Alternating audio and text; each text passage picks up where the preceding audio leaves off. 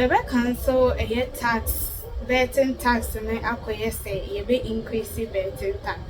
And no NHS Ghana youth or more any abrim, yes, and say a year Nanado a pencil, a dear set tax and betting or two or more, or the some tax be at also 10%. And now during 2024 election, now in this 4-year or more campaign, so much or mobile cancel that taxes.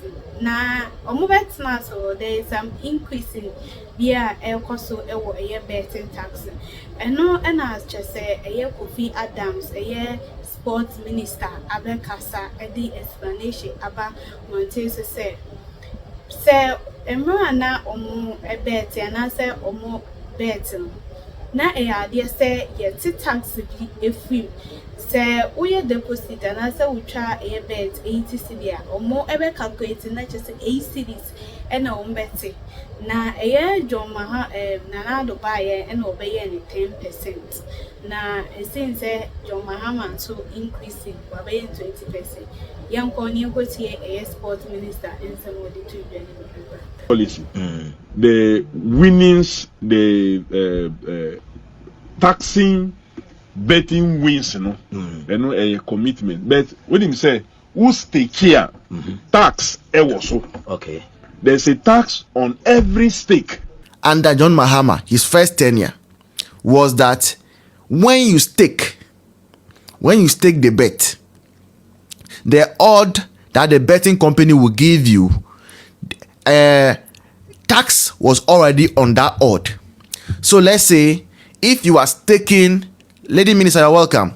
So if you are staking, for instance, 10 Ghana cedis, what was happening under John Mahama is that the betting company will calculate your earning for maybe 8 cedis. I repeat, what was happening under John Mahama when I was working in the betting sector, in the gambling sector, when I was a Super Bet Ghana, 2014, 15, 16 is that Ukocha bet Noah. Those described, we didn't have the phones, this thing. If you wanted to bet online, you have to get to the betting company, their office, and then they have laptop computers there that you can use to stake your bet. So what was happening is that anytime you were staking the bet under John Mahama, they were taking their percentage. Whether you win or not, John Mahama's administration was taking the percentage, their tax. And so if you are going to stake a bet, maybe for 10 cedis, the betting company, because they don't want to lose, your winning bonus, your winning amount, they calculate it after deduction of the tax. So you can be betting 10 cedis, and the winning they are giving you, the odd they have calculated for you is for 8 cedis. I know what I'm saying might be confusing to a lot of people, especially the women, but the guys would understand. The guys will understand. So, but the long and short of what I'm saying is that betting tax was in existence under John Dramani Mahama, his first term. And I'm telling you this as an authority in the betting sector, right? I've worked in a betting company. I think I still have my letter, my contract that I had with Superbet when I was working with them. I still have it. And in fact, a lot of people know me from those days. A lot of people, some might even be online. There is a lady who normally comes on the live. She's an NDC lady. They call her Sally.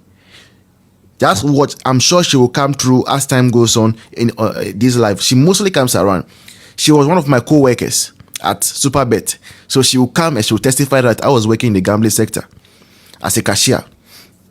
So now Mahama was taking taxes on the bet.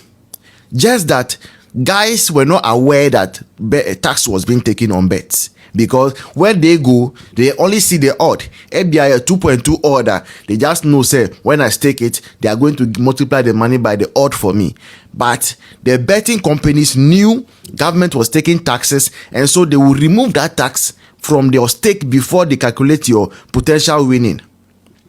Now, in 2022, the difference that happened was that Akufo-Addo's government came to say, look, instead of taxing when you go and stake the bet, we will not tax that.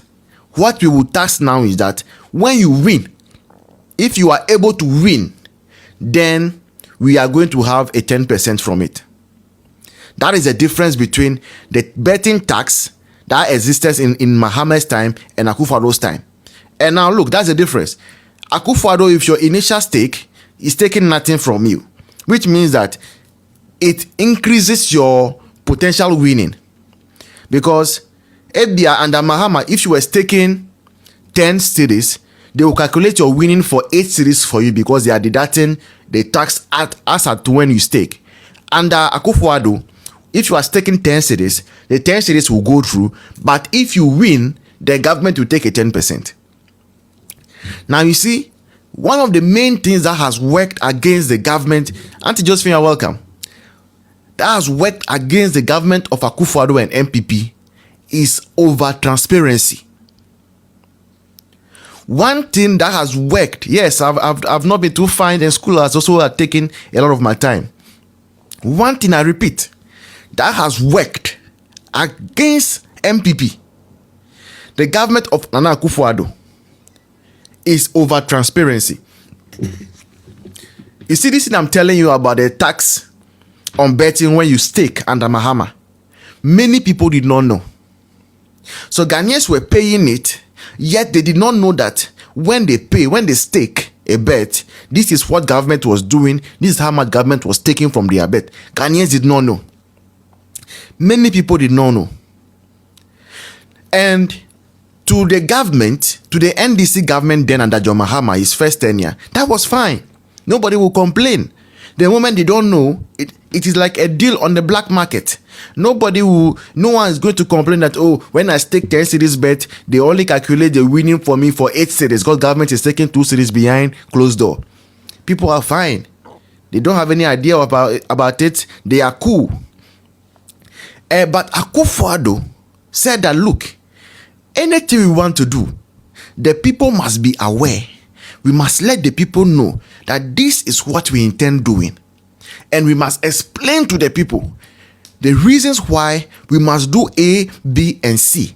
And that was the downfall of Akufo-Addo's government. The heart to make everything transparent. That was the biggest downfall of Akufo-Addo's government. But ideally, that shouldn't have been.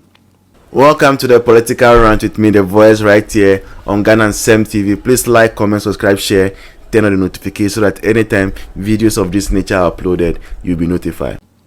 If we as a nation, if we wanted to see this nation move forward, then the best approach to use, of governance to use, was the Akufo-Addo approach. And that approach was a transparent approach. See, today, we are going to discuss about OSP. Who brought about OSP? It's Akufo-Addo. Why did he bring about OSP? Because he genuinely wants to fight corruption. Did it work against us? Yes, it worked against us. Why? Because Akufo-Addo, when he was going to appoint OSP, the first person, he said, I don't want my party member to be an OSP. Because Ebia Okofa MPP near OSP. Maybe if I do something, if I Akufo-Addo, I do something because we are in the same party, the person will not be able to prosecute me. So Akufo-Addo says, I'm going to choose somebody in NDC to be the OSP. He went in to choose Martin Amidu. And later on, you know, people in the end, people will always stand with their tribe. When I say tribe, I mean their political party. So in the end, when Martin Amidu saw that, look, it's true, this man has given me a job, but I would wish for my own party, NDC, to be the party in power. Then he quickly resigns and comes and says that you are the mother serpent of corruption. And it became a chorus. Opposition started singing. But we'll get to that. So as I was saying, Mahama was taxing your deposit when you are betting. Akufo-Addo was taxing your winning. So for you to pay tax to government, you must have won a bet. Now ask yourself, how many people were even winning bet? How many people were winning bet? That's a slim number. I've worked in Superbet. I've seen people come into Superbet with plenty money and go broke. I remember there were footballers. There was this Nigerian footballer. Now, during their summer break, he came to Ghana for vacation. I don't know who introduced this guy to betting. I don't know. I remember this guy will come early morning to the betting center, Super Bet Medina, come and stand there, have a bag full of money. He will keep staking. Then in the evening, then he will leave. Within about a month, the guy was broke, even managed to buy his plane ticket back to go and play the ball. He didn't have. Right? So that was what is happening. So not everybody was even winning the bet. But NDC managed to build the chorus that, 10% is only for God. Akufo-Addo wants to take the place of God in your life. Akufo-Addo is also taking 10% on your winnings. And a lot of Ghanaians bought into that. Many Ghanaians bought into it. Even people who were not betting. They started saying, we are going to vote against Akufo-Addo because of 10% betting tax. Little did they know that Mahama was already charging them for their stake. Now, in NDC's manifesto that they gave to the Ghanaian people, they were clear and straightforward. In the manifesto, they said they were going to remove the betting tax. NDC said they were going to remove the betting tax, whether it is a tax on your winning or a tax on your stake. They are all betting tax. Is that also? If I'm saying that I'm taking a tax on your transport, whether I'm taking it at the station or I'm taking it at your destination, they are all transport tax. So if you tell Ghanaians that you are going to remove the betting tax, what it means is that whether it's the tax that you were taking in your first tenure, which is when you stake, right? When you stake, or whether it's a tax that you are going to take when the person wins, all of them, you are going to take them away. There should be no tax on betting.